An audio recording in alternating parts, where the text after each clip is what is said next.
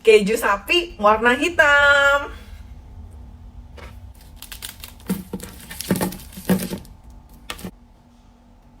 Yuk, kita buka.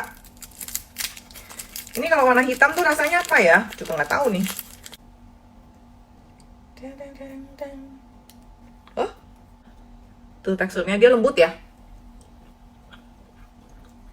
Lembut, kenyal. Ini lebih kenyal sih dari yang biasa. Enak-enak kenyal-kenyal gitu. Tapi rasanya sama, ini bedanya apa? Sama aja sih. Cuman beda warna bungkusnya.